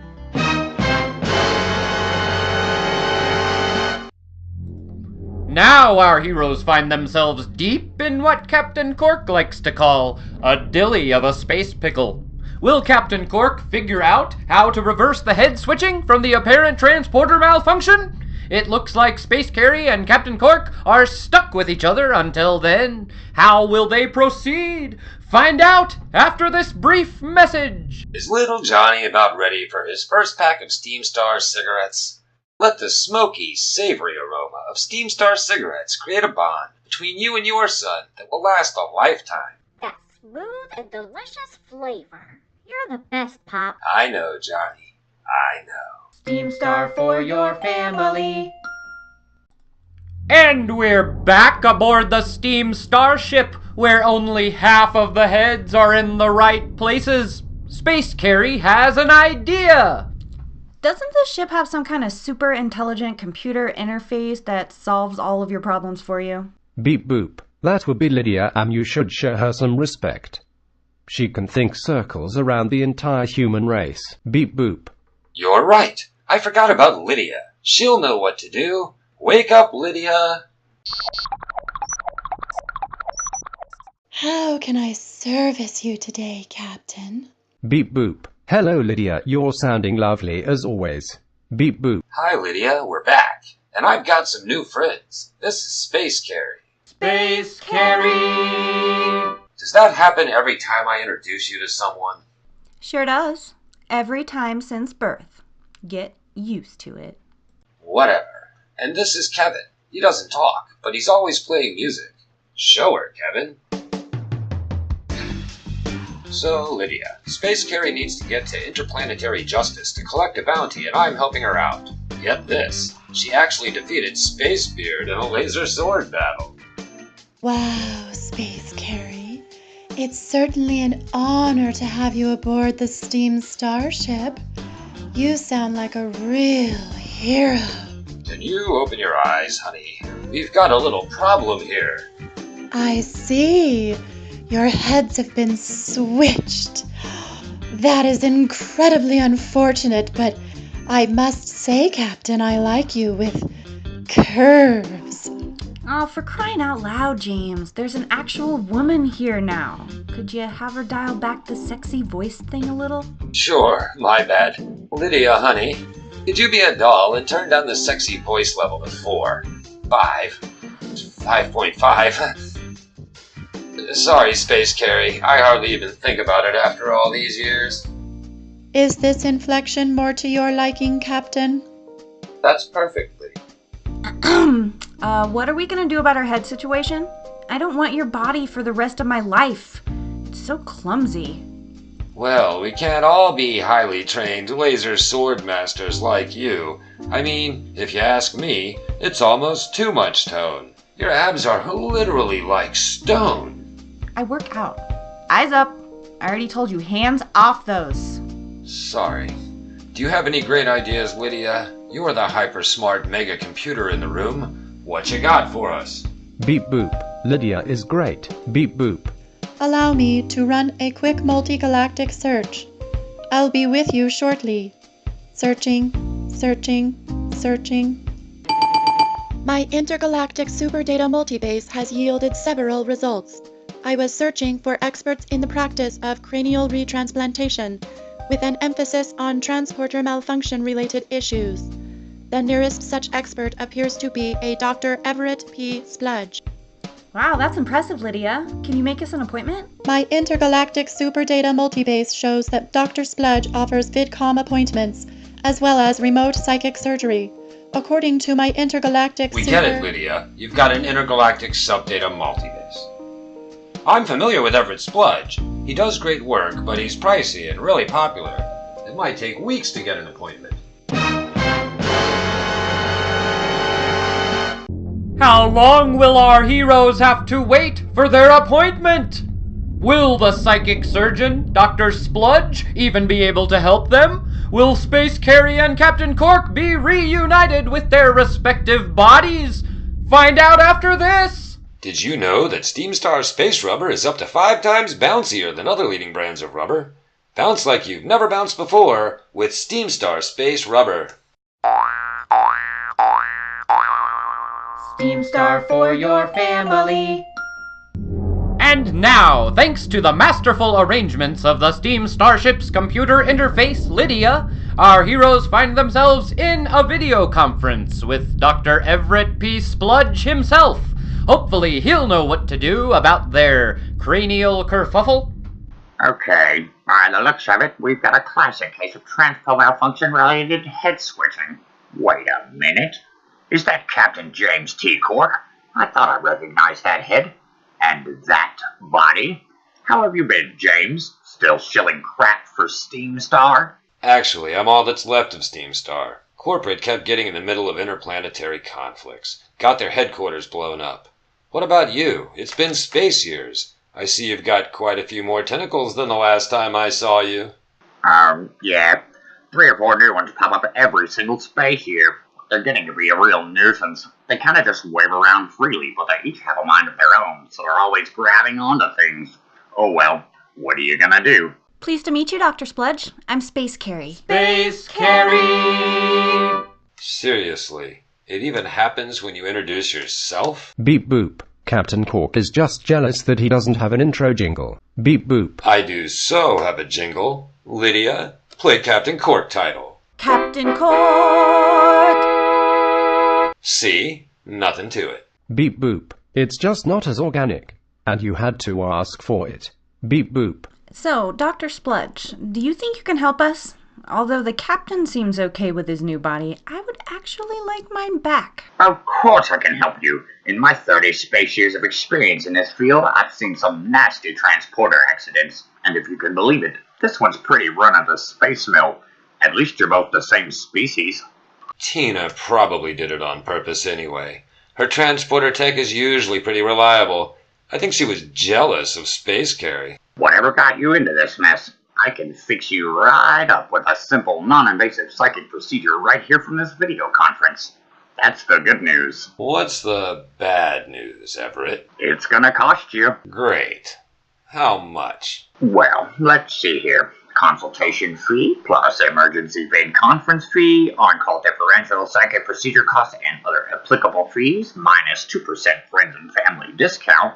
That's gonna come to 23 million space doge. Holy crap, that's a lot of space doge. Beep boop. I think you should pay. He's got you over a space barrel. Beep boop. Come on, Dr. Spludge. How about upping that friends and family discount to, say, 5%?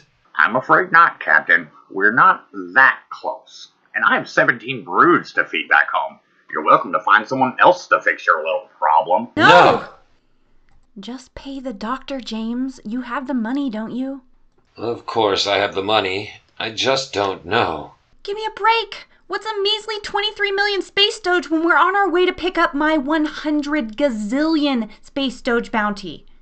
Beep boop. Just think, Captain. You'll be a gazillionaire. Beep boop. Captain, I'm prepared to transfer the space doge coins to Dr. Spludge on your command. Thank you, Lydia. But I'm just not sure. Will Captain Cork loosen the grip on his space wallet and fork over the 23 million space doge coins to Dr. Spludge? Without the help of Dr. Spludge, our heroes' bodies may never be reunited with their heads. Has Captain Cork become accustomed to his new expertly toned female body? Or will he return it to Space Carrie, its original owner? Though they are back on the steam starship, our heroes seem now to face space predicament after space predicament. Will they ever make it to interplanetary justice to retrieve Space Carrie's bounty? Will they ever be gazillionaires? Find out next time on Space Carrie's Adventures in Space! Space Carrie's Adventures in Space! Steam Star for your family. Alright guys, welcome back. You're listening to Mission Control Mondays on the Steam Star Network with me, Carrie Allen. You just heard episode 4 of Space Carrie's Adventures in Space, written by Chris Roberts and performed by a bunch of us Steamians all together and smushed together into an audio file for your listening enjoyment here on Monday nights. Alright, yeah, dude, Nathan, yes. Chris's narrator voice is also my favorite. When he originally was writing this out, I was like, you know, like Marvin the Martian, kinda. And then that's where he grew that thing out of it. You get tired of me fast. So far, I haven't gotten tired of him yet. So I guess that's a good point on him there. Side note, also right now, in the chat, it just happened. Open mic winners just went up. And as usual, Helpy is up there in the top because everybody in Helpy is amazing. And it looks like, I think Lily got second place. She got second place. So give extra love to Lily for second place for winning open mic this week. That is awesome. Yeah, you deserve it. You're great. You're amazing. I love it so much. And congratulations also, I don't think Petchy's in here, but somebody said Petchy won too. And Silent Screamer too. Oh, that's awesome. He got first place? Okay, so I'm all catching up right then. So I hope you guys enjoyed this episode of Space Carrie. Next week, we will find out what happens and what's going to happen and stuff and things. So you got to tune in to find out, as usual. You know how that works. Oh, Silent Screamer and Petchy did a song together and got first place. Sweet. You guys, I'm so proud of all of us helpies. Such a good group of lovelies here. All right, so you guys, we've got about 24 minutes left here of mission control. And as promised, we're going to be able to get you guys some more games so we can get points, so that you can have bragging rights, so that we can have a Grandmaster Game Smasher for the week. Everybody wants that. Trust me. I should start making t-shirts. That's a great idea. Look at my brain thinking. We can have Grandmaster Game Smash. Oh my gosh. Okay. I'm just doing that. Okay, so next up, you guys, we are going to play a quick game for a few minutes. And then I have another song that I'm going to play by Lily, who just won. And actually, did you win with... I can't tell my weeks here. She won with her ukulele song, I think. Ooh, I love it. So I am going to play the Burn I've Learned to Love here in a few minutes. So by Lily, I do have one more by her that I want to share with you guys. So yes, I love it. I love it. Let's see what I'm missing here. Oh, yes. Space Carrie t-shirts. I think we would all sport some seriously awesome Space Carrie t-shirts. Yay, Lily says that she did win on the ukulele song. I loved it. You deserve to win. I love it so much. It's so great. All right, guys, so we are going to switch over. We're going to play It's All Numbers this time. This is a game that makes it a little bit easier on the people who are listening. You don't need to know the answers to these, really, because the answers are all in number form in one way or another, so you can guess. You can just guess. So I have some questions here. Full disclosure, this is from a game that's called Wits and Wagers that was printed in 2007, and I will remind you that because some of them may have to do with things, but yeah, the facts are from 2007. Also, feel free to fact check me. I feel like, I can't remember who, it might have been Winston, but somebody fact checked me on one of the cards. I'm literally just reading the answer off the card, and there was one number off. Like, we Googled it and fact checked, and the card was wrong. So, yeah, feel free to fact check me. I won't hate you for that. I actually will love you a little bit more. So, oh, I'm dying. Excuse me, you guys. I'm sorry. Okay, so let's do it. We're going to do a few of these. Let's get started. It's all numbers. Now, everybody, you want to type in, and you can honestly... You can guess as many times as you want. The first person that gets it right, or the closest, most of these are going to be the closest, I will count as the winner for that question. So, you know, keep your guesses coming. Who cares? I'm not really judgy on this. I like to play games, and I want to see how fast you can keep it going. So, let's get this started. Okay. First question in It's All Numbers. This is, again, the answers are only in numbers. If you're in Discord chat, you can go ahead and play the game with us. We're fighting for the Grandmaster Game Smasher of the week. Let's see who that's going to be. In pounds, what is the weight of the Liberty Bell? In pounds, what is the weight of the Liberty Bell? Go ahead and type your answers down in chat. Once I see a correct answer, we'll go ahead and do the dinger, if I can possibly remember that to play my dinger. It's down a little bit, but it's probably for good reason that it's down a little bit. That's probably true. All right, so we've got answers coming in. Oh, hey, Stace. Welcome to the show, 666. Okay, so we've got a few guesses in here. I'm going to give everybody a few seconds here to get their guess in because I know I have a little bit of a laggy lag. You don't have to have a clue at all. That's why it's all numbers. Makes it so everybody can participate, even if you're not good at trivia things, because that's why I like it. So what we're answering right now is in pounds, what is the weight of the Liberty Bell? I had somebody that was really, really close, but nobody had it exactly. So I am going to, you can't put it in the metric system because I'm a silly American, Nathan. Oh, goodness gracious. All right, wait, somebody did have it. Oh, yep, there it was. All right, so I'm going to go ahead and call it right now, which is like 20 seconds from now in the chat. So that's totally fine. And I'm going to say, Painting Angels, you're going to be the winner this time. The actual answer... I'm not really good at the chat thing. Painting Angels, you're the winner. The actual answer was 2,080, and she said 2,000. So she was the closest. That is one heavy bell. That's one heavy bell. You're the winner. All right, so man, girl, you look at her. She is the force to be reckoned with tonight. So we're gonna keep on. Now this question, you might actually be able to just know the answer to this depending on where you live in the world, but you can still just guess. So that's fun. So we're playing It's All Numbers, where you just have to answer the number or guess in the chat. First person who gets the correct answer or as close to possible, then I call it and we'll give you that point. We're fighting for the Grandmaster Game Smasher here.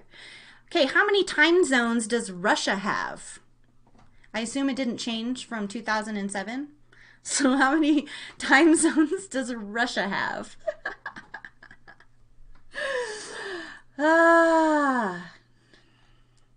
Dude, it wasn't, but yeah, Lily, yeah, you were definitely the closest. Being a smart butt, you still win, Serena, you still win. All right, the question that we're answering right now is how many time zones does Russia have? I'm going to call it because, you know, now people are probably having a chance to Google it. We do have somebody that is pretty close here. 10 shots of bourbon. Johnny, you need to drink 10 shots of water, probably. All right, we're calling it right there, and I'm going to say my husband, Chris Roberts, is the closest. The correct answer is 11. 11 time zones. Time zones plural. Just pretend I actually typed that correctly in there. So, it is 11. It is 11. 11. Oh, Young Chief, you actually got it right. I'll give you that. I'll give you, yeah, 11 is a lot. That's what I thought, too. So you actually got it before I said it, and I typed it. And since there's a 20-second delay, I know that you can do it. See, and that's like a real fact as far as I can tell, Lily. I mean, again, somebody proved me wrong the other day on that when they looked it up. Yeah, 11 time zones is crazy. I feel like, you know, the USA, we have a lot. I mean, the mountain time zone, we're literally like our own little thing. Who just won that? There it is, Young Chief. Young Chief. All right, you guys. It's about 7:43 for me here in the mountain time zone. We're playing It's All Numbers. Let's see. Okay, the next one is fun because you got to think about math in your brain, or you don't have to think about anything, just put a number down. That's why I like this game. So the next question is, the Pablo Picasso painting The Dream was purchased for $7,000 in 1941. In dollars, how much was it sold for in 1997? And I think it's still owned by the same guy or place. Yeah. Okay, so I'm going to read it again because you have to kind of think about, like, not how much it's worth now, but how much it sold for in 1997. We're looking for Pablo Picasso's painting The Dream, purchased for $7,000 in 1941, and then in 1997 it was purchased by, I'll give you a hint who it was purchased by, a guy named Steve Wynn. He owns a Las Vegas casino. He apparently still owns it, or at least did in 2007. All right, so let's see here. I need to look and see what our guesses are. Okay, no, math. Math bleeds, yes, I know. I mean, you can still just put any random number down, so that works. Okay, yeah, okay. That's insane. I mean, okay, you should just throw crazy numbers out there. Yeah, 1997, when was it sold? And so the person owns it now, it's probably worth more than that. Oh, okay, we have someone Ingenuity, when did you come in here? Okay, so I'm going to go ahead and call it. We have somebody that's extremely close. Of course we do. His name is Ingenuity. You poop face. I like just looking in, and of course, you don't even probably know what the question is, do you? You're just guessing big numbers. All right, so I'm going to scroll up again to make sure that I'm not lying here.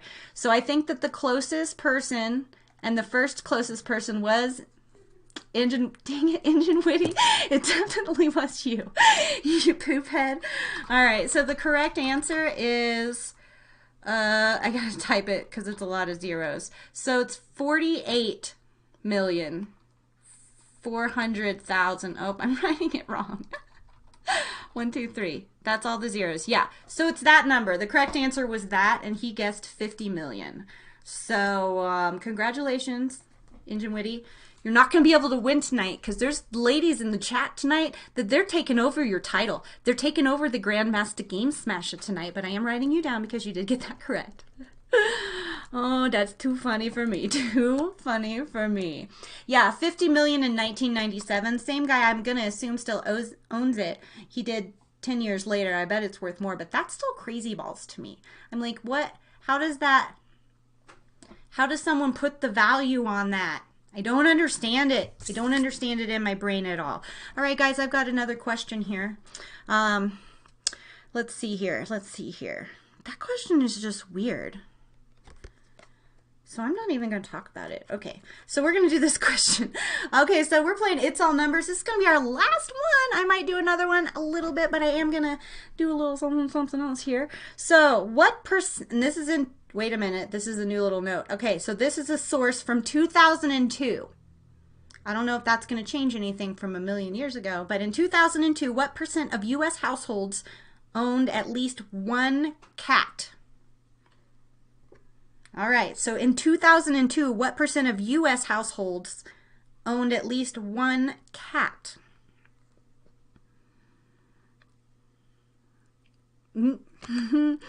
Okay. Sorry, I was reading the fun little strange facts on the back of that thing over there, too. That was funny. All right, so I'm looking negative. Did you say -7, Serena? That doesn't make any sense. What is happening? Oh, she said, dang it, my keyboard. Oh, yes. Okay. So now I'm checking it out here, checking it out. What was even my question here? We're looking for the percentage in 2002 of how many U.S. households owned a pet kitty cat. Meow. Ingenuity, I love he knows the rules of my game. You just keep guessing until I say somebody's got it.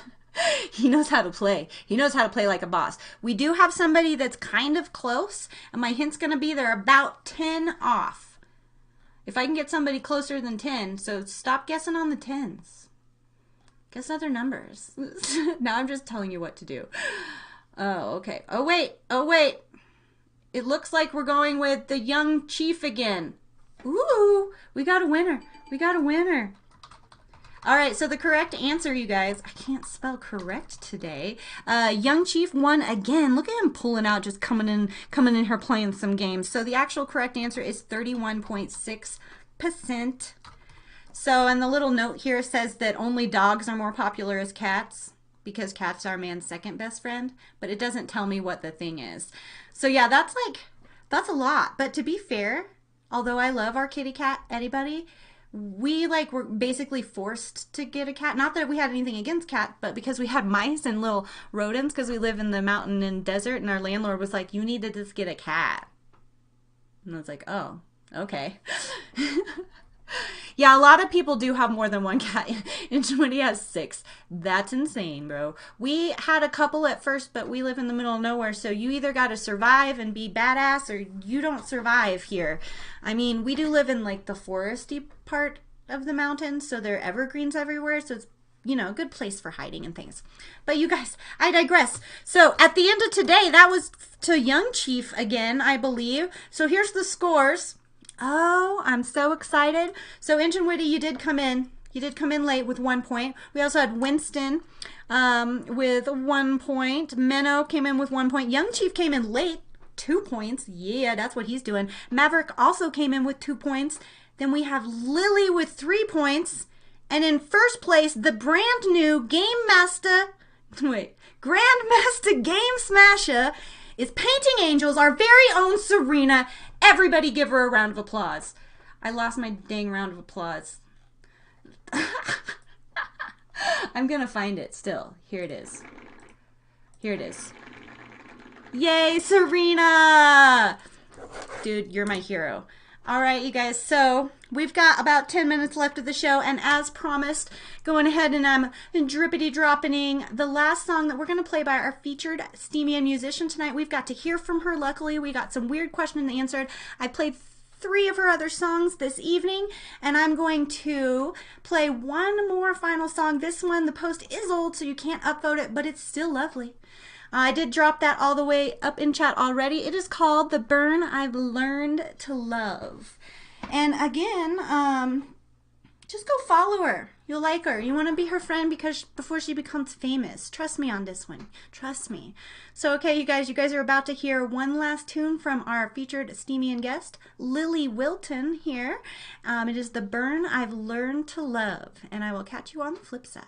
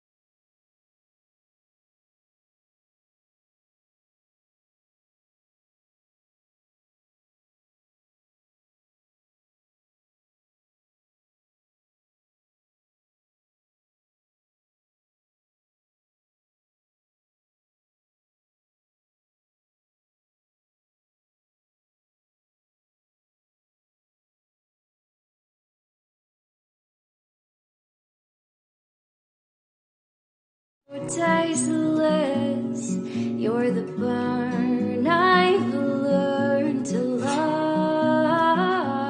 You're the burn I've learned to love.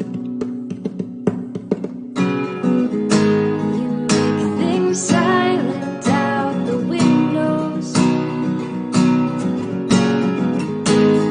like the city's gone to sleep.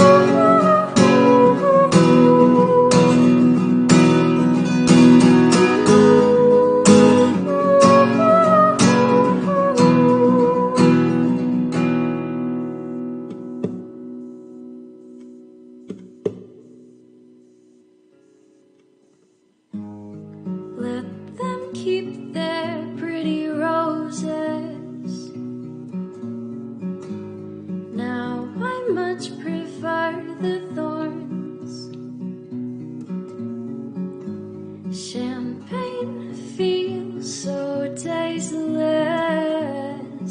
You're the burn I've learned to love. You're the burn I've learned to love. Thank you. You guys are listening to Mission Control on the Steam Star Network, and you just heard Lily Wilton's song, original song, The Burn I've Learned to Love. Also, fun note, Lily just won second place in the open mic this week. Not with this song, but another one we played a little bit earlier. Again, I'd like to thank Lily Wilton for coming on and being my special steamy and musical guest tonight. We got about 4 minutes left to wrap this up. I've had a really good night on the show today. Technical difficulties are getting a little bit better every time. Every time something bad happens, now I know how to fix it. And so it's like, it'll eventually, there won't be any more bad things and it'll work. So, Lily, thank you again. It was super awesome. Yeah, and super hot. Nathan knows what's up. He knows what's up with you people. So for the last, oh no, I already did that. That's just going to confuse everything right now. Let's see here. Oh, come on, Carrie. All right, so you guys, thank you for joining me on Mission Control Monday. I do have another show that I run. It's a little bit different than this. It runs at the same time and same place, but on Friday nights instead. So it's technically Saturdays 12 a.m. UTC, but if we're going USA times, that is 8 p.m. Eastern, 7 p.m. Central, 6 p.m. Mountain, and 5 p.m. Pacific time if you're in the United States. Now on Friday night, it's called Steam Star After Dark. I think I dropped that thing up there. Yes. So up there, we've got Steam Star After Dark. That has all the places. It's going to just bring you right back to here. What we do on Friday nights, and we're looking for more people, so come join us. We've been writing scripts, and then we perform them on Friday nights. It is a cold reading. It is rough, and there's lots of problems that are hilarious. But we sound pretty good, and we have a really good time doing it, actually. I am constantly looking for new people to help us write scripts. This last week, we were really busy. Normally, my goal would be to have at least 8 scripts to go through. Now, these don't have to be long. We're looking for less than 10 minutes. Even sometimes 2 minutes is so ready to go. Yes. Oh, yeah. It was number 4. We did do Space Carrie. We didn't do another new one. Yeah, that's what we're talking about in there. So that'll happen. Space Carrie only airs on Monday nights. On Friday nights, with the other scripts, I am going to be adding a new segment tonight on Monday nights where I take some of those scripts, send them out to actors, and then we produce it like I produced Space Carrie. I had a plan to do one of those this week, but the time got away from me. But eventually we will have another one of those little segments on this where we have a produced version of the hot mess that we play with on Friday nights. We've been having a pretty good time. Basically, I pull everybody into the show control booth. We're still dealing with trying to add in sound effects so people can hear it, but really it's just fun, and we're getting to know each other. The goal for Friday nights would be like Saturday Night Live, but for radio. So think about it. Write scripts for me. Please do it. Make it funny. It's super fun. Last week I did talk a little bit about how to write scripts and make it fun and how it shouldn't be scary. Sadly, my audio was super messed up, and I did not know how to fix it, so there's not even anything for me to share from last week. But I'll do it again next time. It's no big deal. So again, you guys, I've had a great time tonight. It's been 2 hours. I feel like it flew by this evening. I'm going to blame that on Lily. I think having her on the show tonight was super awesome, probably mostly because I was so excited to have her on here too. But everything else seemed to go pretty well. So thanks again. Come visit me on Friday night. Chris will be here. Chris Roberts. He's here every other week helping me host on Steam Star After Dark. Also, Johnny Clearwater. I know he's sometimes in there. Sir Court comes in. We've got Azaria that comes in. That Sweeney guy. There's a lot of regular people that have been coming in, playing voice parts, and we're just having a good time writing these scripts and doing it. So, I will see you hopefully on Friday, and if not, I'll see you next Monday for at least another episode of Space Carries. Until next time, I'll catch you on the flip side. Mission Control, can you hear me? Mission Control, are you there? Tell me, am I coming through on the radio to you? Can you hear me?